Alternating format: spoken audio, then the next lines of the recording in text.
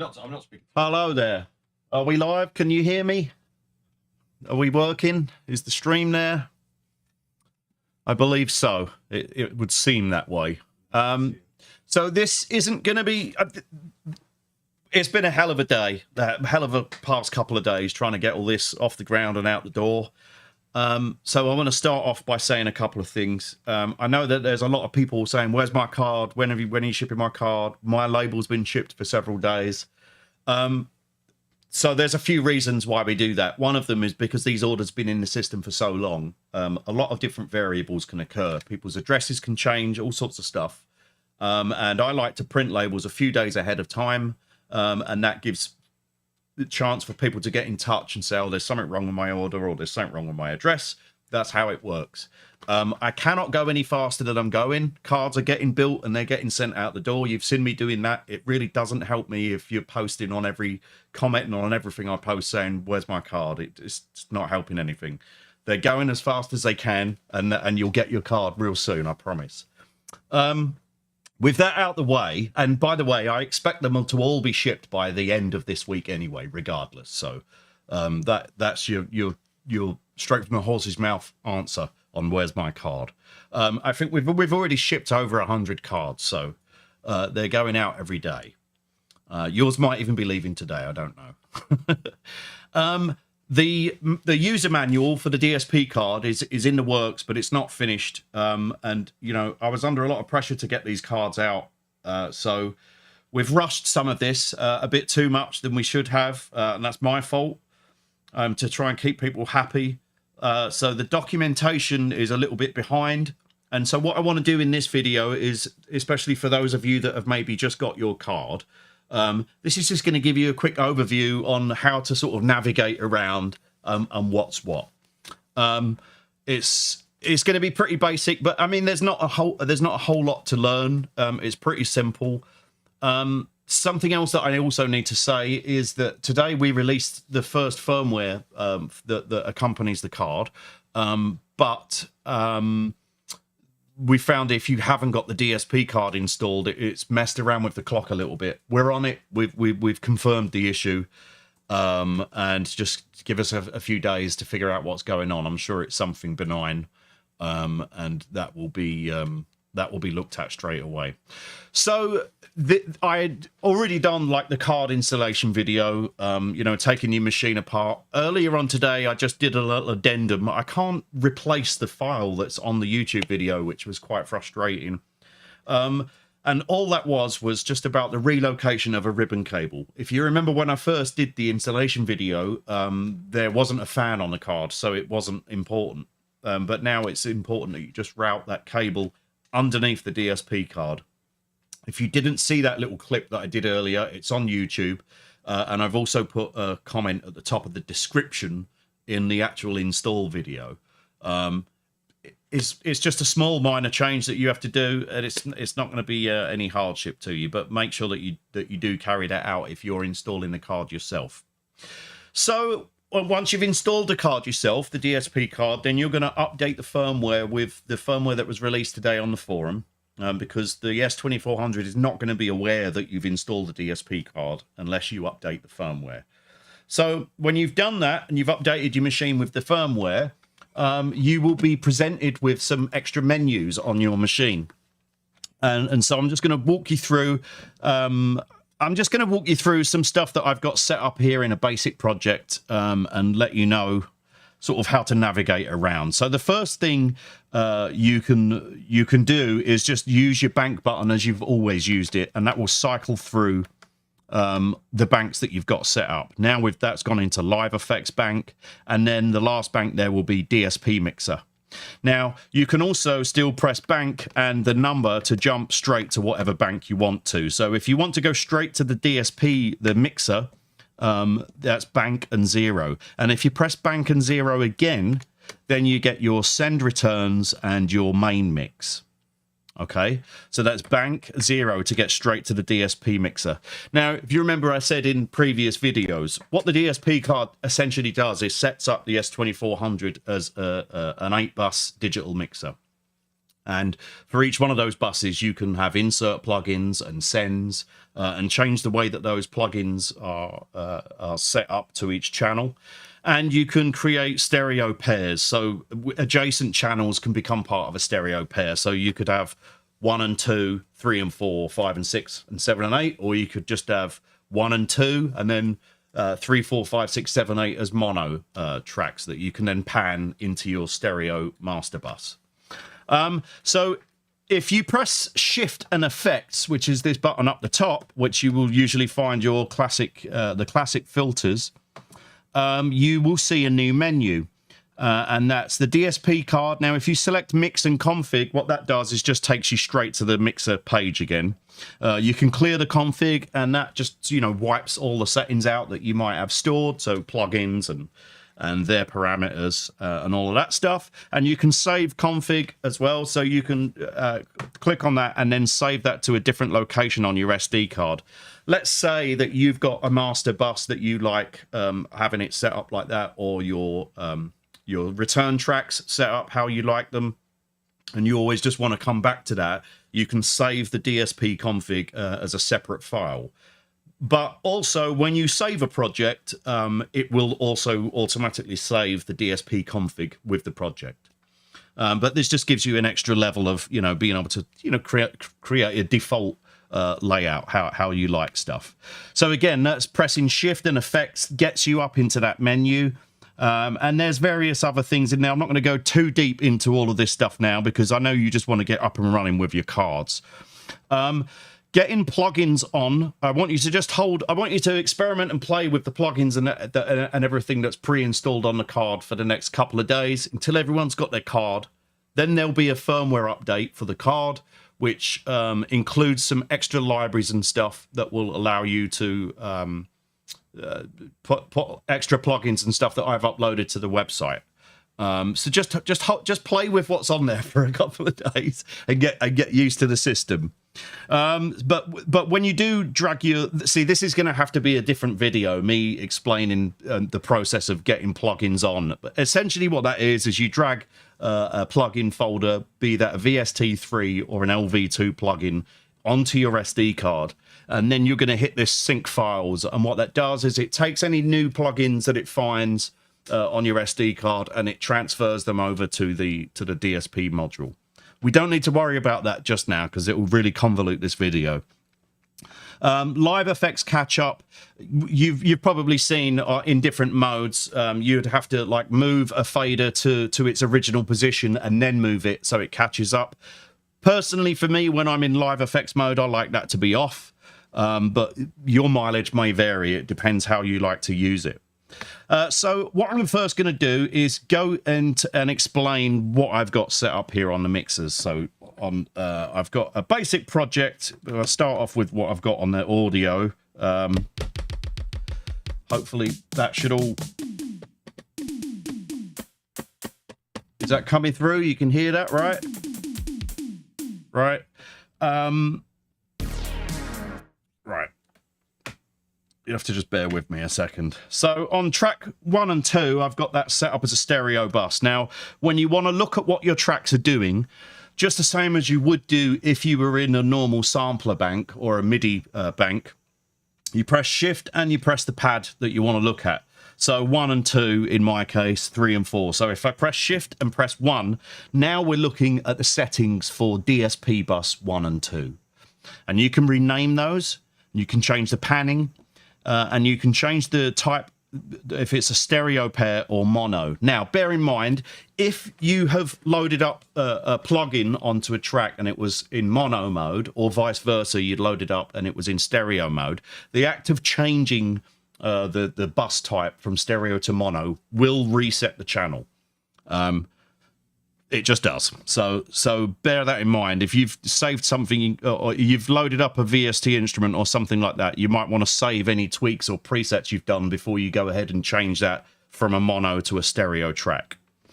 Moving down the settings menu for the DSP tracks, we've got send A and send B.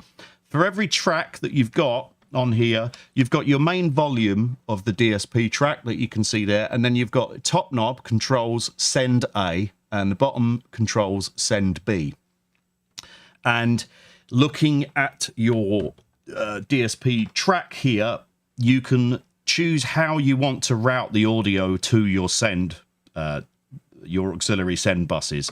So post fader, and you've got post fader, post insert, and pre-insert. Now, that's nomenclature is from standard audio recording consoles. If you're not massively familiar, in a nutshell, post fader means that the level that you've got sending out of that track denotes how much of that signal is sent to the auxiliary send. If it's post insert or pre-insert, means if you've got a load of insert plugins on this DSP channel, so you've, I don't know, a bit crusher or something going on the track, and you've got that the send to be post insert, what that means is what gets sent to your auxiliary bus, which might have a reverb or something on it, is going to get the signal from that track that's got a bit crusher on it. And that signal will be sent off to the auxiliary bus. If you've got that set to pre-insert, then before it hits any of your effects that are on that track, it will be sent also to the auxiliary bus. There's just different ways of sending audio to an auxiliary bus that you should find useful at some point. Again, send B is the same thing there. And then we get into the juicy section of our plugins. Now, I have got a synthesizer, a sound font synthesizer loaded up here. This is one of the ones that are available for download on the Isla Instruments website. And it's quite a long evolving synth sound. Now, this particular one is made up from very small wavetables, so it's actually a pretty powerful synth. Now, on this plugin that I created that I've gone through in another video, we've got some basic controls that we give you just over time. You have the cut-off resonance and some basic amp envelope controls there. When you're hovering over a parameter for a plugin, you can either click your encoder to dial in an adjustment, or fader 8 is always rapid movement. So I find it easier to just control everything with fader 8 as I'm going down to make rough adjustments. And then you can use the encoder to change stuff as you see fit. Now, you can also then, when you're inside a plugin, if you've got something that you like, or in this particular sound font plugin, I'm going through some presets that are in here.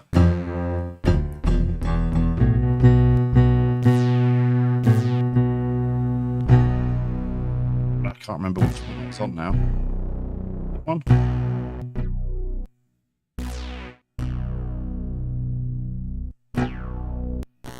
Not important really anyway. If I've found something that I like and I've dialed in some adjustments, then we can go down there and we can click save preset. And so this is obviously going to be useful for audio plugins and instruments alike. You get something you like, get the settings that you like, and then you can go and save those presets. When the DSP card is set up, it'll automatically put some folders onto your SD card for presets and for plugins, and they all live in a specific place. But you can change that, and you can go and I've got presets folder set up on mine, and you can change the name of that preset and then go in and save stuff out from your plugins. When you're in the DSP bus settings screen that we're in right now, you can go ahead and press the pads to get to the different DSP buses for all of the things. So you can just quickly navigate to something that you want to change the plugins for. So what do I need to explain here? Okay, so I've got my drum bus set up. Let me put my headphones on a bit more, and I'm going to create a send real quick. So again, pressing bank and 0 gets you to your main DSP mixer. Press bank and 0 again will get you to your auxiliary returns and your main main master bus. On my main master bus, the live effects plugin will always live there. That's where it lives. But I've also got a multi-band compressor going on with some stuff that I've just messed around with just for the purposes of this demo. And so on DSP Return B, I've got an ambience plugin, which is basically like a little small reverb. So if I dial in a bit of that and then send my drums to it,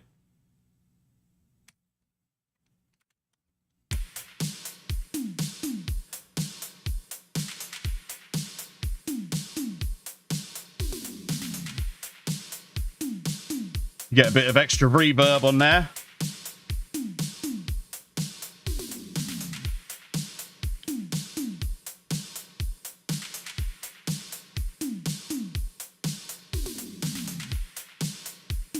That one.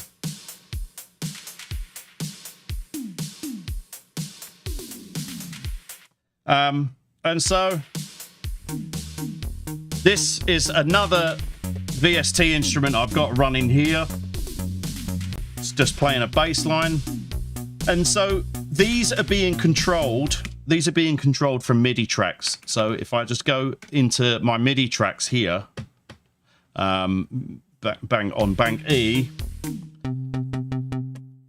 and go into there, how you route MIDI to your plugins as opposed to external instruments is to go down into the MIDI ports section, and you can now see out to DSP card, and whichever MIDI channel you choose here is going to denote which DSP bus that the MIDI information is being routed to. So for instance, this little bass patch that I've got going on there is being routed to MIDI channel 3, and if I go back to my DSP mixer on channel 3, I've got this Cheezoids pattern, so the Cheezoids instrument loaded.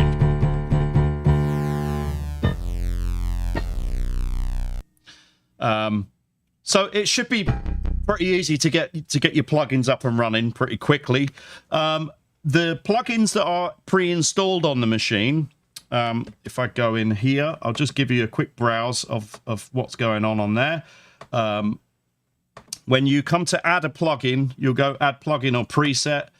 You can either load straight from a preset that you've already saved to a folder, or browse the DSP card, and you'll find on there Air Windows plugins, and there are hundreds in there. There is a really good cheat sheet for the Air Windows plugins that sort of lists out what they all are and what they do. There's still a bit of prospecting that we need to do on Air Windows plugins. Some of them are pretty heavy and were not really kind of designed for embedded use. But I think for the 90% work great, but some of them are like pretty resource intensive, which will be fine. But if you've got a load of other stuff going on as well, you can start hitting the limits. And the thing is with the S2400 is we can't really say, oh, you're stretching it too much. You'll hear it if it can't get everything done in time. So Air Windows plugins, and they're all organized into like the different types: dynamics, effects, filter. For all of you fans of the filters, there are the classic Z-plane filters in here, and they sound really, really nice. Loads of stuff: lo-fi, reverb, saturation, tape style, XYZ filters. There you go. There's the different types. I mean, I'm not going to go through all of these plugins, but there are hundreds and hundreds that you're going to find, and you can click on that. You can favorite them so that you can come back to them a lot quicker, and of course save all your presets off. MDA plugins are really good. And there's actually a couple of instruments in there as well. A really nice piano, an electric piano, JX10. But these MDA plugins are actually really, really usable. And the two that we also include are the ones that I created from Sound Fonts, which are Fluid, which is a massive general MIDI, basically. So bread and butter sounds and drum kits. If I remove vintage synth real quick from there, Oh, I've got my DSP console set up for all of this now, so I'm gonna ruin this project. I'll let you discover all of the sounds in there. But the main one that we've included there is the Fluid R3, which is just a massive general MIDI sort of sound set. I think it's quite comparable to like the Korg Triton kind of sound set, that sort of era. And the other one in there is the Vintage Synths, which Vintage Dreams Waves, which is like a wavetable sort of thing, and it's got loads of different sounds in there to play around with. There's definitely loads of stuff that you can get started with, and of course the other big thing that you're going to want to mess around with straight away is the live effects. Now I messed up my let me just fix that real quick. I can just reload the thing again. Watch it not be this project now.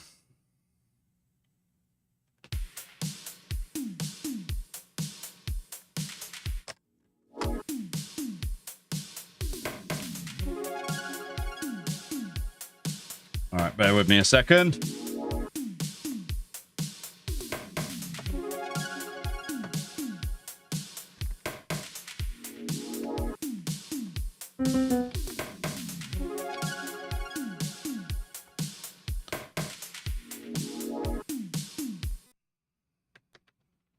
Let me just turn it off and load it again. I shouldn't have changed the instrument.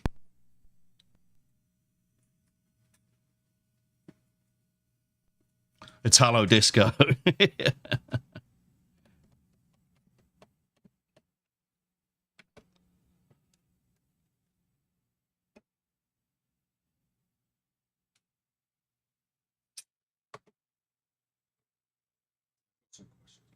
Yeah, I know. Just let me get through this first, and then I'll try and answer some questions.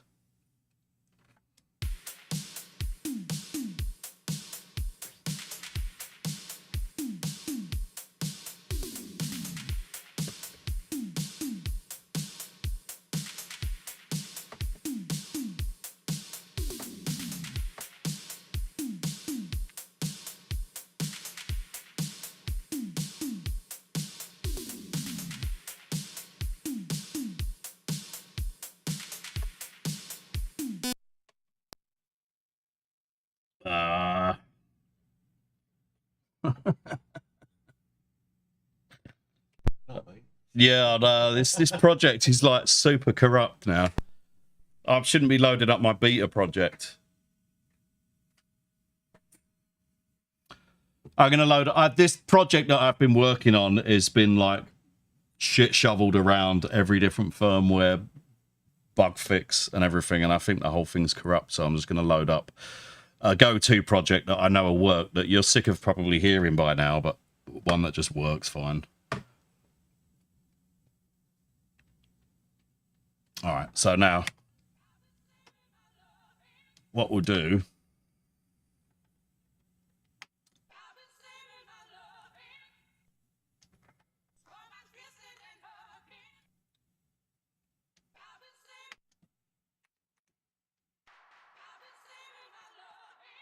why am I not hearing anything now? What have I done? It's like that it'll be all right on the night thing, isn't it?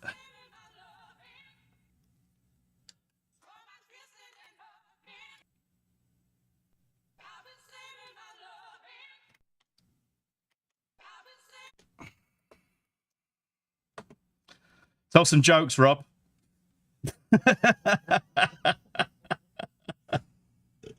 Somebody tell some jokes in the chat.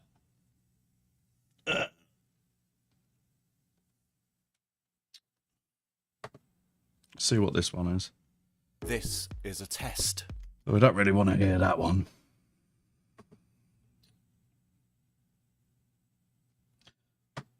I should have checked my projects because I've corrupted most of them along the way. Yeah. Oh, there we go. All right, so that one's all right. That one works. Sorry about that, folks. So the other thing that I want to go over in this video is to just show you how the live effects work. So again, to get to those, it's just like going to any other bank. So we press bank and F9.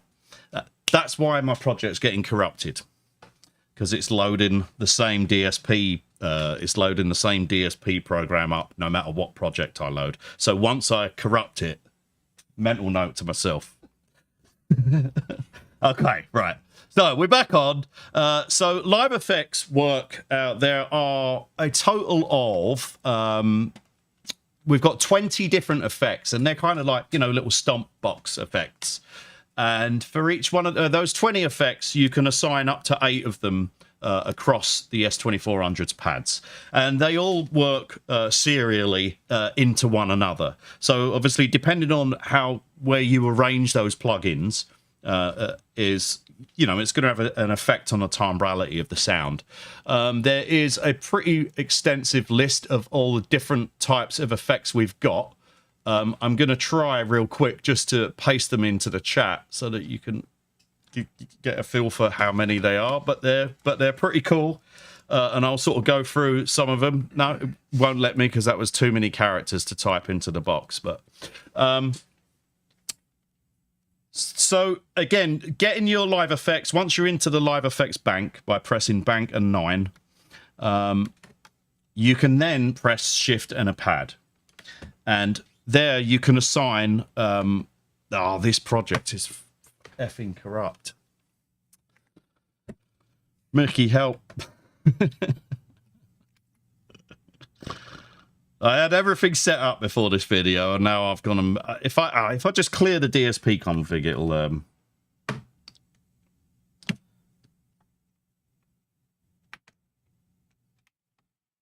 it's loading up the what's it doing? It's loading up the wrong project for the DSP. How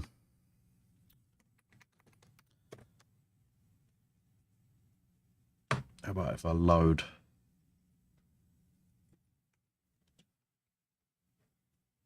This is a great demo, lads. Cheers, Brad.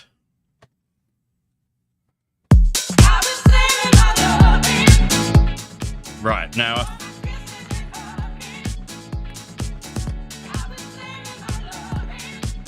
right, I think that's more like it, but I haven't got catch-up set up now, so I'm going to have to set these up again.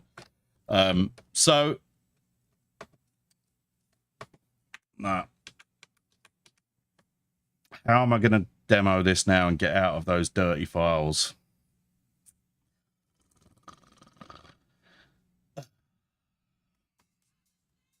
Dying live on stage here, everyone.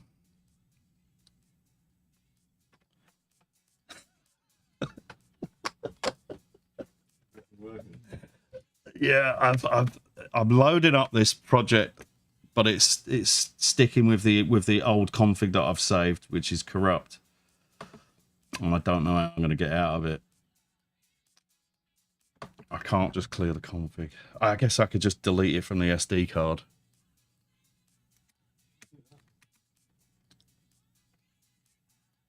Yeah, let me do that. Very sorry about this. This is how it all goes down, though, isn't it? I've been playing this all day, haven't I? All day. All day. All day. I've only heard it about 1,000 times. Yeah, Rob has to hear it about 1,000 times, and when I try and do it live, I mess everything up. All right, let me get rid of these files, and then I'll reboot the machine. And then I think we should be golden. Little musical interlude. All right.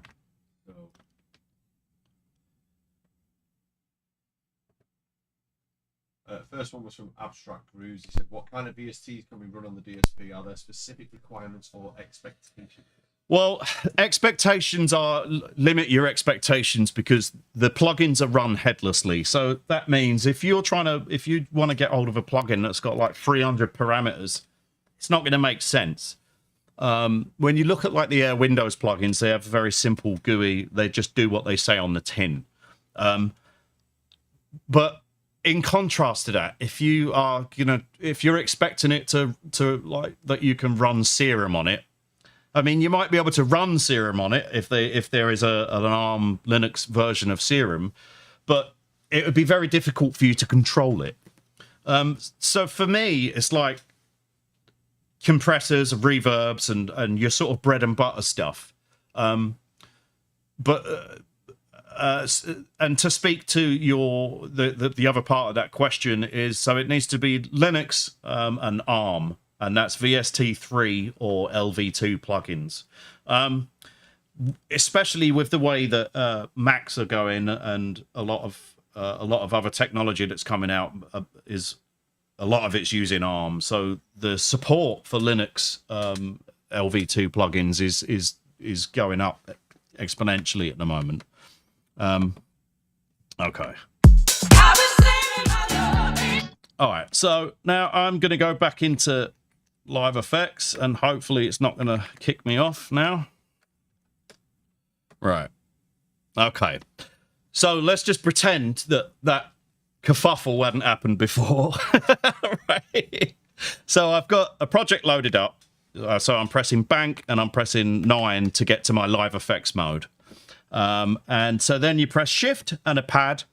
And as I said before, you can assign an effect type, any one of 20 effects, to any one of your 8 tracks. So you've heard a lot of these before. I've demoed them, but they're really great fun. Band Isolate is really good. I'm going to put that on that pad. What else am I going to put on there? I'll talk about the repeater a bit, and I'm going to put 2 repeaters on there. And I'll explain it in a second why. We've got... did I go past repeater then? See, I had all of this set up. But then, because I loaded my Italo Disco project, I messed everything up again. Stopper's a good one. We got Reverser. I mean, they're all good, but some of them I just find more fun than others. Stopper. And you can save these Live Effects blocks, these pages off separately as well, so that you don't have to do this every time. If you've got like a pedal board, so to speak, that you like, you can save that off and reload it into any project. Did I already choose Lo-Fi? I can't remember. Anyway, that's probably enough for now for the purposes of this demo. What each one of these does is being written into the user documentation anyway. But so each effect that we assign here as up to, well, you've got the fader for a parameter, and if you quickly press Shift on the pad, Shift and the pad to look at that Live Effects block, it will tell you what each control does. So for this band isolator, it's telling us that fader does the low, the top knob does the mid, and bottom knob does the high frequencies. So if I play that and then punch the effect in,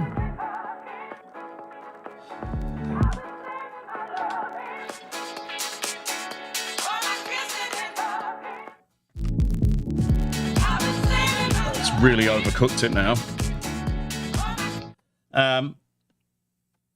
And there's, I need to set these up. I wish it had stayed set up. I'm going to put that repeater onto 8ths, and I'm going to put this repeater onto 16ths. We got reverser, stopper. Oh, I got 2 stoppers as well.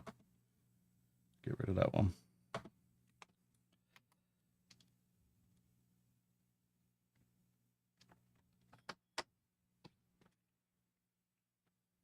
I've completely effed this effing thing up.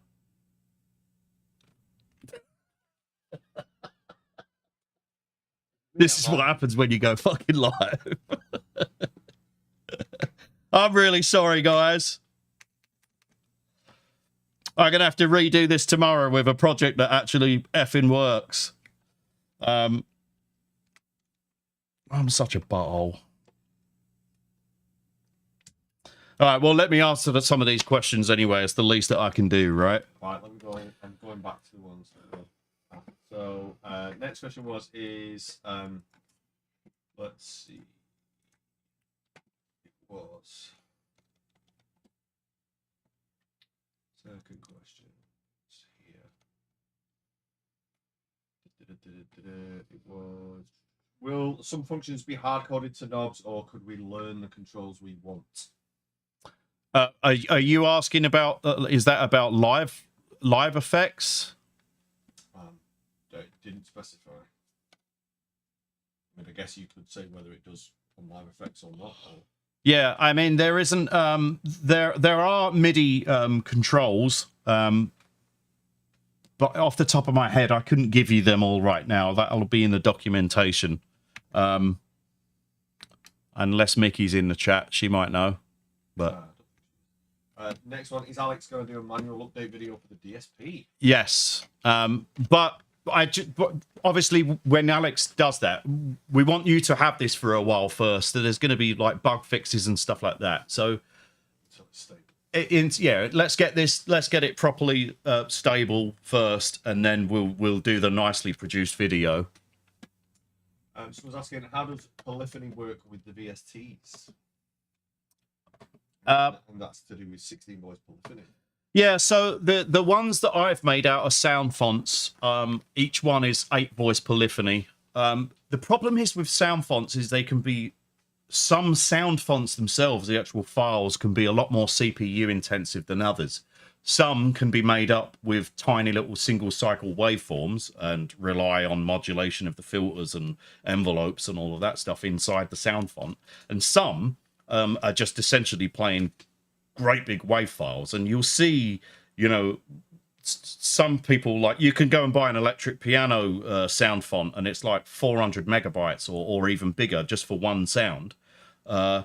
But then, like one of the ones that we've put in here is the sound font is only something like 300 kilobytes because it uses single cycle waveforms. And on some patches, you couldn't really get away with, if you had a lot of other stuff going on, you couldn't really get away with more than 8 notes of polyphony.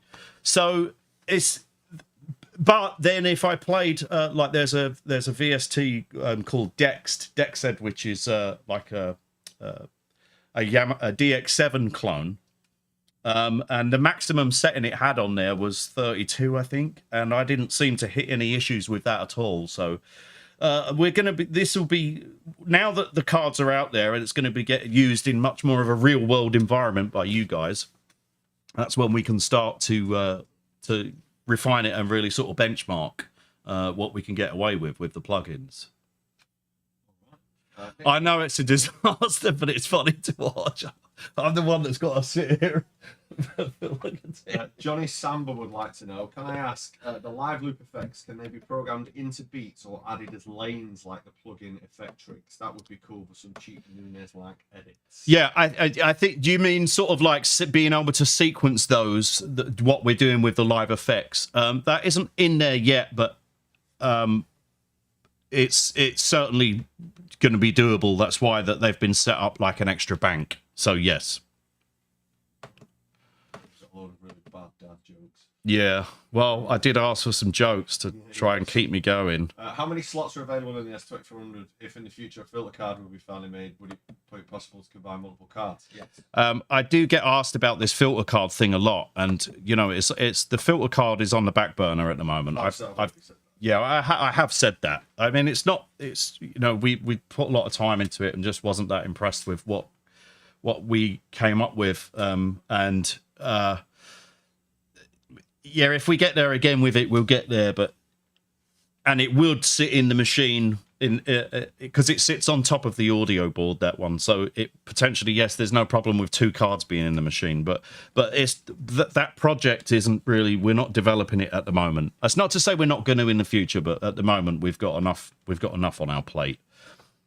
Can you put more than live effects on the master bus?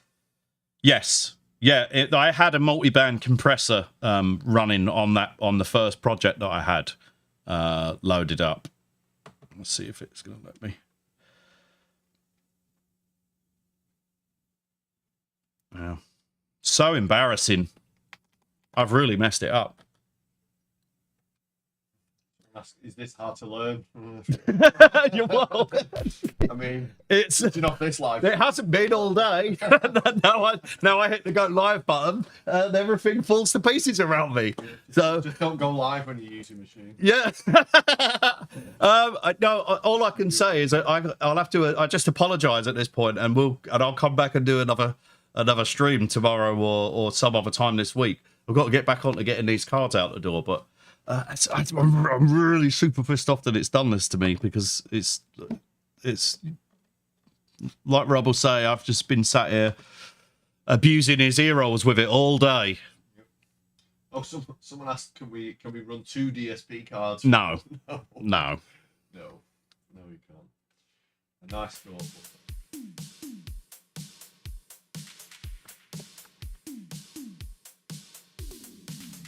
What do you mean? Can you elaborate? The sounds it was making, the filters were not impressive. They were flat. They were not good.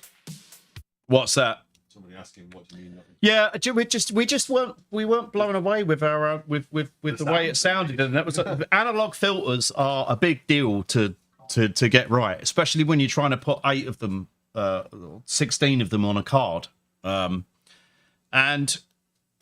You know, there wasn't as much. I know there's a lot of people that wanted the analog filter card, but most people didn't. Most people weren't that bothered about it. So it's, you know, as a tiny little company, we have to decide what we throw our resources at. And at the moment, it's not a filter card. I'm sorry. I'll come back to this tomorrow. So, firstly, I apologise for the second half of that turning to shit. and I'll do my best to come back to it tomorrow, or maybe someone else will get to do a video before I get to do one. So, can you therefore record master bus in addition to outputs 1 to 8? Say that again. Can you therefore record master bus in addition to outputs 1 to 8? I don't understand that question.